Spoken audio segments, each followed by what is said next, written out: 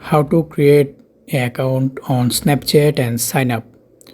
First of all, install the Snapchat app from the Google Play Store. Then open the app. After that, click on sign up option. Then click continue.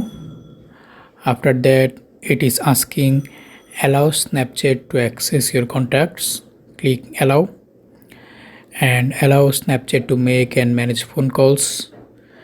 Then sync contacts, allow Snapchat to access your contacts. I'm going to select deny. Then I'm going to type my name, sign up and accept. Then select when is your birthday. I'm going to select my birthday. Then click continue. So this is my username, and if I want to change my username, I can click on change my username, and then I can change it. And if I don't want to change it, then click continue.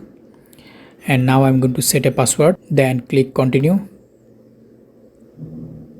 Then click continue. So I'm going to now I can sign up with email address, or I can use phone number instead. So I'm going to use my email to continue, and I have to select my phone number there. Then select continue. After that, it will give me a confirmation code.